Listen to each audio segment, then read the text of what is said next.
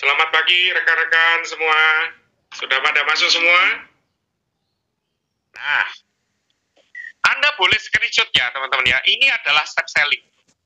Ya. Kemarin kita membahas yang namanya prospecting, pengumpulan calon data. Ya, makanya kenapa batch 2 ini bagi teman-teman yang di batch 2, kenapa kok pertemuan pertama ini 1 dan 3? Karena sebetulnya Anda perlu melakukan yang namanya 100 daftar nama dulu. Karena Anda perlu melakukan yang namanya prospecting, teman-teman. Anda perlu ngumpulin data. Ya. Dari kumpulin data ini, kita akan melakukan yang namanya pendekatan, teman. Nah, pendekatan ini sebetulnya juga backbending, icebreaker, dan backbending. Kalau Anda jago di icebreaker, teman-teman, closing itu cuman 5 menit tok closing, teman. Nggak perlu lama-lama untuk orang closing. Ya, presentasi juga sebentar tok, paling 10-15 menit. Ya, yang paling penting itu adalah approaching ini tuh, icebreaker, fact-finding. Makanya kalau saya ditanyain by email, kok pernah nggak kamu prospek by email? Ya ilah, ketemuan aja loh, bisa 9-10 kali closing, apa mana email? Ya emailnya mau dikirim 100 kali juga nggak bisa, kecuali corporate, teman-teman. Jelas ya, bisnis kita ini bisnis ketemu orang hasil ini, tapi kamu ya boleh, ngebiar uya tuh boleh. Karena ada kemungkinan kamu menjaring orang-orang yang apa? Dia lagi cari, tapi dia bingung, agentnya nggak ada. Ya, bisa nggak gue seperti itu? Bisa. Ya, nggak ada yang nggak bisa, teman-teman. Ya, tapi itu kan kamu harus makan bilangan besar, teman-teman. Baru supaya kamu bisa mendapatkan itu, gitu loh. Ngerti ya? Iya kok. Ya, gitu. Nah, teman-teman, saranku, kamu jangan kamu langsung nyebrang ke market ring 3. Ya, kenapa? Karena nanti kamu jadi ini susah. Ya, tapi nanti kita akan ada kelas canvassing ya, supaya kamu terbiasa ya ketemu orang gitu ya. Ya, Siap, ya, lanjut. Nah, approaching ya. Nah, ini loh teman-teman, ini alurnya teman-teman. Ya, harusnya kalau kamu hari ini need based selling atau need based recruit, ya tuh. Need based selling itu adalah kamu jual berdasarkan kebutuhannya dia. Ya, kalau kamu jual berdasarkan kebutuhannya dia, wis pasti itu preminya nggak mungkin minimal berapa, nggak mungkin. Ya, apa resiko atau harapannya dia? Ya, makanya kamu perlu tahu apa resikonya dia, apa harapannya dia. Jadi begitu kamu misalnya di WA, wis bikin proposal. Jujur teman-teman aku bingung. Ini proposal sih dibikin modelnya apa? Mau tradisional apa unit link? Mau PSS? Mau kesehatan apa UP? Atau sakit kritis? Jadi macam-macam teman-teman. Ya, produk tuh banyak dan kita nggak ngerti apa sih jadi kebutuhannya dia. So makanya kamu perlu yang namanya wawancara kan, betul nggak? Betul. Nah, terus habis itu kamu bisa memberikan solusi dan akhirnya terjadilah yang namanya closing. Ya. Nah, saranku teman-teman, kamu kan ada beberapa teman-teman yang part-timer, betul nggak? Kalau kamu part-timer, saranku kamu nggak usah nyebrang terlalu jauh gitu loh. Maksudnya kamu kerja ya, kerja itu maksudnya yang nyerempet-nyerempet dengan kerjaanmu. Contoh misalnya, kamu bagian lending misalnya. Bagian orang-orang yang punya utang. Atau KPR misalnya. Kan jelas toh, kalau orang punya utang pasti punya resiko. Duh, tapi wis punya asuransi, ceken apakah asuransinya bisa keluar nggak? Jangan-jangan dia nggak bisa keluar gara-gara bencana, atau dia nggak bisa keluar gara-gara apa? Kena corona, wabah misalnya, nggak keluar. Jelas. Kalau misalnya meninggal DB itu wabah loh. Ya. Nah, makanya ketika kamu hari ini semakin senior, kamu akan menganalisanya itu bukan produk, tapi klausa polis. Karena jujur aja, nasabah itu taunya apa? Bayarnya murah, tapi klausanya nggak ngerti. Mari itu begitu dia klaim, nggak keluar. Karena nyala-nyala no asuransi. Padahal klausanya begitu. Jelas. Nah, klausa itu adalah bagian dari produk knowledge. Jadi bukan berarti gini loh. Kok produknya apa? Percinta, Purwaris. Oke. Apa itu? UP misalnya. UP tok gitu tak? Iya, UP tok. Nah, pertanyaan nih. UP ini apa untungnya buat nasabahmu? Berapa jumlah yang sesuai dengan nasabahmu? Ya kan? Bagaimana cara klaimnya?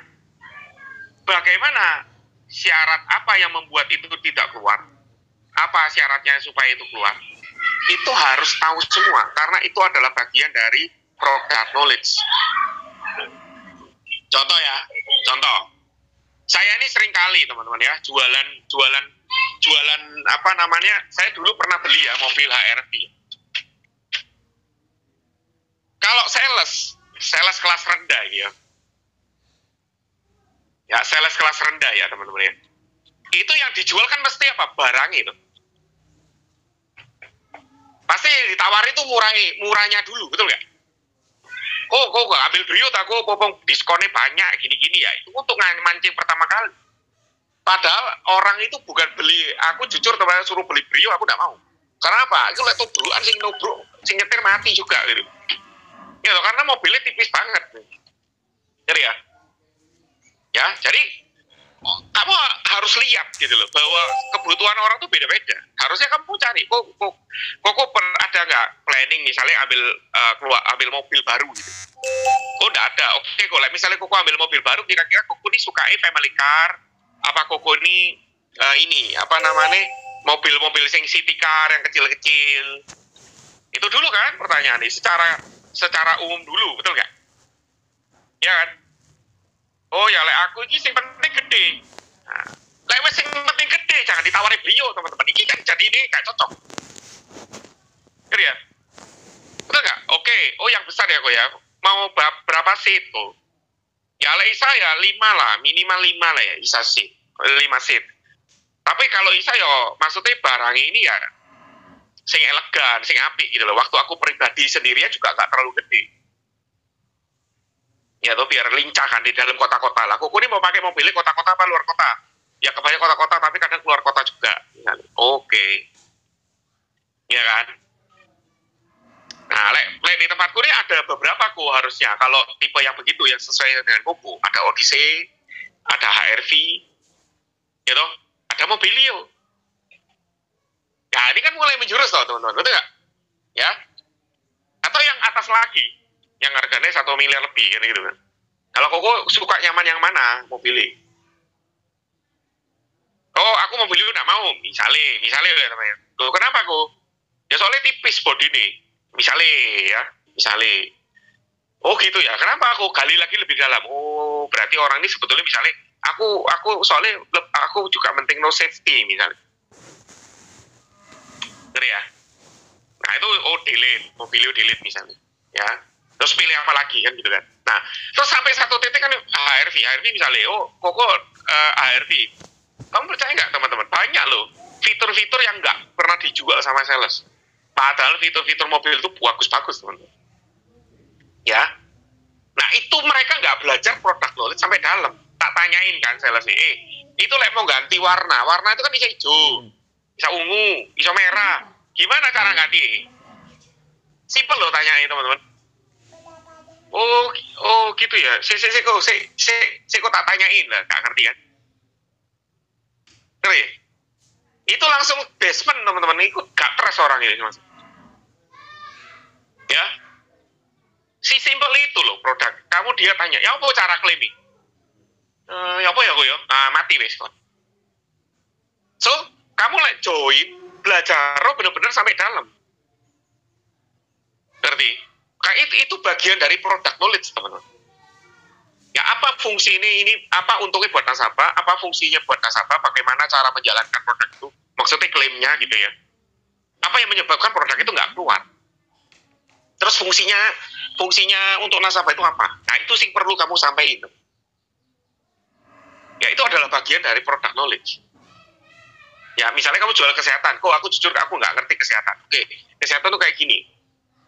Ini ada pilihan kamari. Terus kira-kira ini asuransi ini bisa jalan gimana cara claiming? Pakai form apa? Wis pernah nggak lihat formnya? Terus gimana prosedur untuk cara untuk claim? Cashless apa reimburse?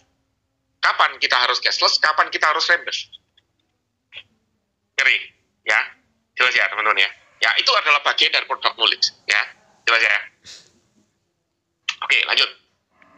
Ya, kamu perlu tahu resiko dan harapan. Nah, Anda hari ini teman-teman, Anda diajari bagaimana mencari resiko atau harapannya. Ya, Jelas ya? Jelas kok. Oke.